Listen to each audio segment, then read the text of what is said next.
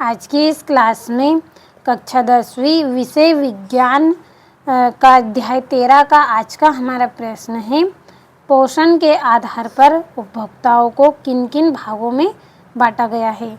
तो देखिए, जो पोषण के आधार पर हमारे उपभोक्ता हैं, इनको किन किन भागों में बांटा गया है, इस प्रश्न का आंसर हम यहाँ पे कंप्लीट करेंगे कि पोषण अगर उपभोक्ताओं को चाहिए तो वो देखिए किन किन भागों में इनको बांटा गया है, किस पर ये निर्भर रहते हैं। तो सबसे पहले आपको इस तरह से हेडिंग डाल लेनी है, पोषण के आधार पर उपभोक्ताओं को निम्न 3 भागों में बांटा गया है। पोषण के आधार पर उपभोक्ताओं को कितने भागों में बांटा गया है? 3 भागों में बांटा गया है। पहला है शाकाहारी, दूसरा है मांसाहारी, तीसरा है सर्वाहारी। तो चलिए हम शाकाहारी, मांसाहारी और सर्वाहारी की परिभाषा पढ़ते हैं। तो देखिए, ये आपकी यहाँ पे परिभाषा है शाकाहारी की।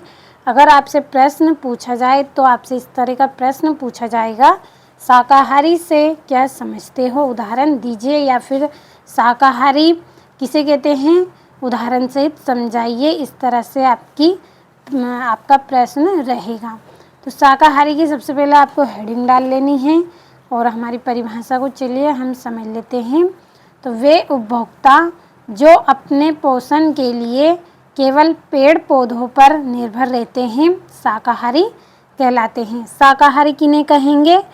तो ऐसे उपभोक्ता जो क्या करते हैं, अपने पोषण के लिए केवल पेड़ पौधों पर ही निर्भर रहते हैं, शाकाहारी कहलाते हैं। यानी कि देखिए, ऐसे जीव जिनको पोषण चाहिए, ऊर्जा चाहिए, तो ये क्या करेंगे, केवल पेड़ पौधों पर निर्भर रहेंगे, उनसे ही ये अपने लिए ऊर्जा प्राप्त करेंगे, भोजन को प्राप्त करेंगे। तो ऐसे जीवों को हम क्या कहेंगे, शाकाहारी कहते हैं। ऐसे उपभोक्ताओं को क्या कहेंगे, शाकाहारी कहेंगे। तो उदाहरण है हमारा यहाँ पे भेड़, बकरी और प्रायः सभी पालतू पशु एवं खरगोश आदि। तो देखिए, जो भेड़ बकरियाँ होती है ये भी क्या करती हैं, केवल ये पेड़ पौधों को ही ग्रहण करती है, हरी घास को ही ये खाते हैं, यानी कि ये मांस को नहीं खाएगी। और सभी प्रकार के पालतू पशु, जैसा हमारे घर में गाय होती है, तो जो हमारी गाय है वो भी क्या खाती है, चारा ही खाती है, हरी घास को ही खाएगी। और इसी तरह से खरगोश है, खरगोश भी क्या करेगा, हरी घास को खाएगा, गाजर को खाता है, मूली को खाता है। तो इस तरह से ये क्या करते हैं, ये उपभोक्ता किस पर निर्भर करते हैं, केवल हरे पेड़ पौधों पर ही निर्भर करते हैं, उससे ही अपना भोजन प्राप्त करते हैं। ऐसे उपभोक्ताओं को क्या कहते हैं, हम शाकाहारी कहते हैं। तो अच्छे से आप यहाँ से इसको भी नोट कर लें। अब चलिए मांसाहारी किसे कहते हैं, इसकी परिभाषा भी हम उदाहरण सहित पढ़ते हैं। तो देखिए, मांसाहारी किन्हें कहते हैं, उदाहरण दीजिए। तो आपको यहाँ पे मांसाहारी की हेडिंग डाल लेनी है और हमारी परिभाषा है, वे जंतु जो अपने पोषण के लिए केवल जंतुओं पर निर्भर रहते हैं, अर्थात उनके मांस का भक्षण करते हैं, मांसाहारी कहलाते हैं।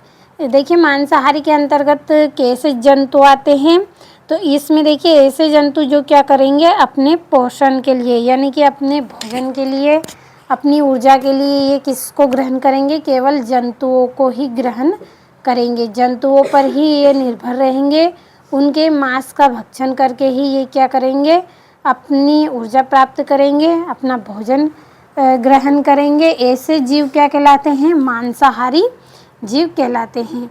तो उदाहरण है भेड़िया, शेर, बिल्ली आदि। ये क्या करते हैं, देखिए केवल मांस को ही ग्रहण करते हैं। जो देखिए भेड़िया होता है ये किसी हिरन को खाता है, शेर भी क्या करेगा, किसी हिरन को खाएगा, बिल्ली क्या करती है, चूहे को खाती है। तो ये इस तरह से क्या करते हैं, केवल मांस को ही खाते हैं, मांस का ही ये भक्षण करते हैं और उससे ही अपनी ऊर्जा प्राप्त करते हैं, अपना पोषण उसी से ही ये प्राप्त करते हैं। ऐसे जीवों को क्या कहते हैं, मांसाहारी जीव कहते हैं। तो परिभाषा आपको अच्छे से समझ में आई होगी कि वे जंतु जो अपने पोषण के लिए केवल जंतुओं पर निर्भर रहते हैं, अर्थात उनके मांस का भक्षण करते हैं, मांसाहारी कहलाते हैं। उदाहरण है भेड़िया, शेर, बिल्ली आदि। तो अच्छे से आप यहाँ से नोट कर लीजिए अपनी नोटबुक में इस परिभाषा को। अब चलिए सर्वाहारी किसे कहते हैं इसकी परिभाषा भी हम अच्छे से पढ़ लेते हैं।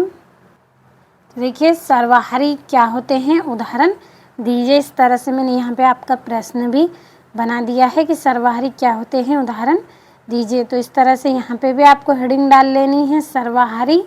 और हमारा प्रश्न का आंसर है वे जंतु जो अपने पोषण के लिए पेड़ पौधों एवं जंतुओं दोनों पर निर्भर रहते हैं सर्वाहारी कहलाते हैं। सर्वाहारी किन्हें कहेंगे हम, वे जंतु जो अपने पोषण के लिए पेड़ पौधों एवं जंतुओं, देखिए पेड़ पौधों से भी अपना भोजन ग्रहण करेंगे और साथ में जंतुओं से भी यानी कि मांस को भी ग्रहण करेंगे, दोनों पर ये निर्भर रहते हैं सर्वाहारी जीव कहलाते हैं। तो देखिए कहाँ से ये अपना भोजन प्राप्त करेंगे, अगर इनको ऊर्जा चाहिए तो ये पेड़ पौधों से भी अपनी ऊर्जा प्राप्त करेंगे और साथ में जंतुओं से भी ये अपना पोषण प्राप्त करेंगे। तो ऐसे जीवों को क्या कहा जाता है, सर्वाहारी कहा जाता है। उदाहरण है हमारा मनुष्य है, कुत्ता है, कौवा है आदि। ये क्या करेंगे, मनुष्य भी देखिए पेड़ पौधों को भी ग्रहण करते हैं, यानी कि जो उनसे हरी सब्जियां है, जो दाल रोटी हमें प्राप्त होती है वो, और जो कुत्ता है ये भी क्या करेगा, इसी तरह से दाल रोटी भी खाएगा और साथ में क्या करेगा, मांस का भी भक्षण करेगा। कौवा भी इसी तरह से अपना पोषण प्राप्त करेगा।